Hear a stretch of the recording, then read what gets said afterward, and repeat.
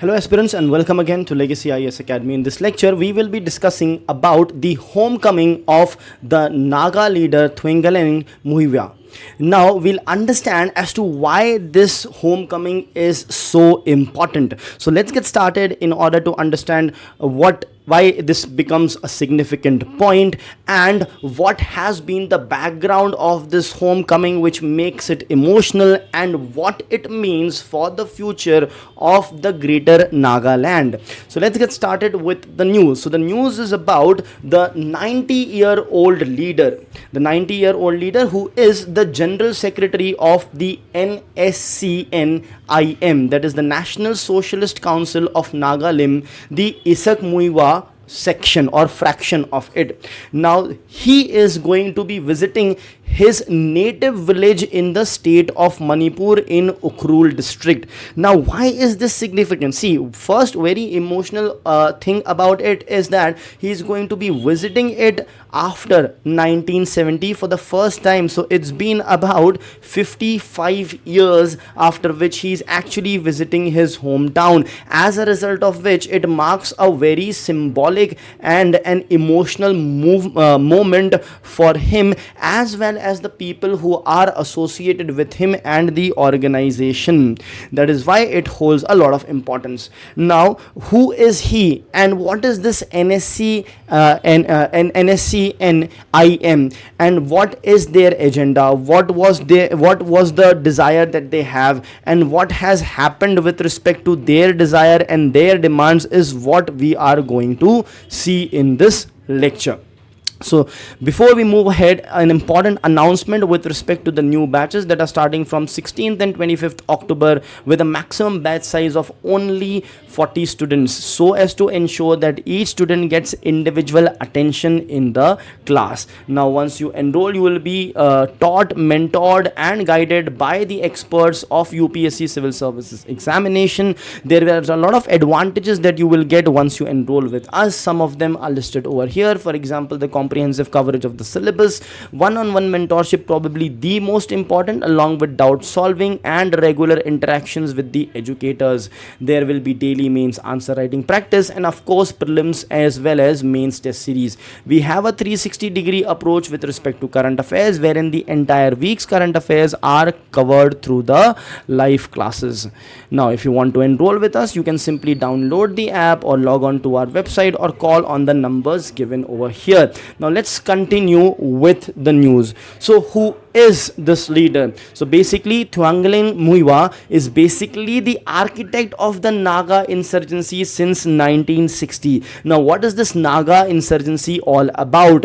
This is an insurgency for having a separate state known as the Greater Nagaland. So there were people who wanted to have a separate state for Nagaland known as the Greater Nagaland. Now for gaining such separate state, there are various ways you can approach. You can protest, you can file for legal relief, you can request the government and you can see what can be done, or also you can do the insurgency as well, you can revolt as well. So he was the architect of the Naga insurgent group. He has been the former General Secretary of the Naga National Council. Now from Naga National Council, that is from NNC, how did NSCN-IM came into picture? See, from he was a part of Naga National Council, but later on he became the co-founder of NSCN. So from here he switched to here. Now in NSCN, what happened is there was certain disagreements with respect to how the future of this movement will be, as a result of which he separated from the original NSCN and founded the NSC-IM, that is the Muivah faction. So currently he is basically heading the NSC-IM, which is basically the largest and the most influential insurgent faction of the Naga people. So this is about who he is. Now one more important thing about is the concept of Greater Nagaland. So if you want to know what Greater Nagaland is, Greater Nagaland is going to be the region of the Nagas, and this region will not just have the Nagaland Of course it will have the Nagaland, but in addition to this it has places or regions of Arunachal Pradesh, along with you will have Assam, not just within India, but they also are going to claim parts of parts of Myanmar may also be included over here, and you have Manipur as well. So it is going to encompass. Now it does not mean to say that all the entire states, but parts of these regions. So what have been the background of the Naga movement in the 1950s and 70s? The Naga National Council was there, as we just saw, but in 1975 there was a Shillong Accord that was signed. Now this Shillong Accord was seen as a surrender. The hardliner Nagas saw it as a surrender to the government. So that is why some of them opposed this Shillong Accord, and one of them was Muivah, as a result of which first the NSCN was formed. Now this NSCN was formed by Isaksua, Muivah and Khaplang. Now later on in 1988, due to differences, this NSCN itself was split into NSCN-IM, that is Isak Muivah, and NSCN-K, that is the Khaplang outfit. I hope that's clear.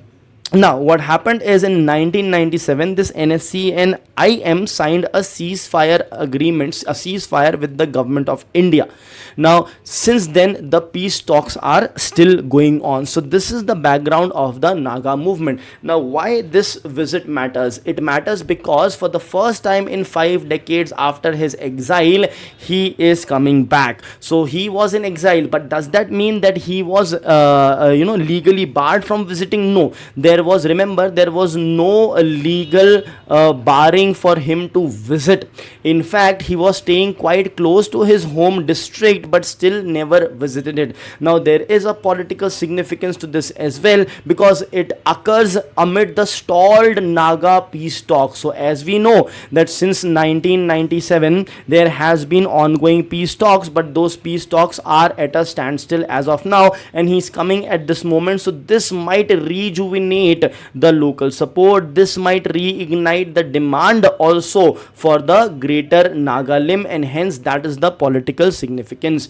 Now other reason for this visit to matter is the shift in the state dynamics. In 2001 and 2010 there was no unlike 2001 and 2010, presently there is no opposition of his visit. So he has thought of visiting previously as well in 2001 and 2010, but there were let's say opposition with respect to his visit. But now the people are not opposing as such. In fact, the Manipur government, the Meitei group, etc., who were previously opposing, are now not opposing his visit as of now. So this basically also indicates a calmer situation, a more peaceful situation of his visit as of now. Now what are the flashpoints from the past that still exist? For example, the Shillong Accord, which led to the split of the NNC, and the NSCN was formed, and later on this NSCN was also divided into two. The ceasefire extended to Manipur. The protests it led to the protests which erupted and the assembly being burnt, and more than 12 people had died when the ceasefire was extended. The Manipur government blocks Muivah's entry. So previously this had happened, which basically led to 6 people being killed in the standoff at the border.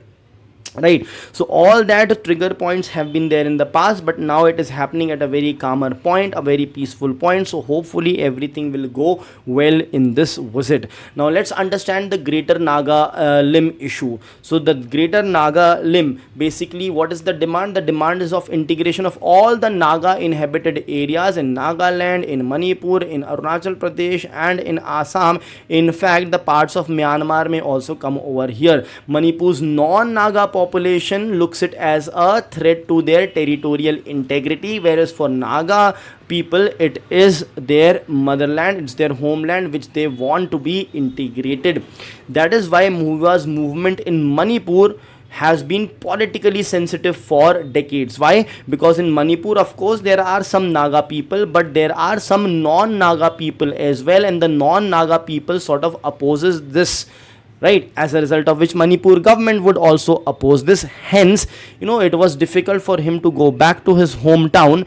It's not that he was legally barred from it, and now finally he is going to visit his hometown in a much more peaceful environment. So let us see how this visit culminates and what will be the outcome of this visit. Thank you.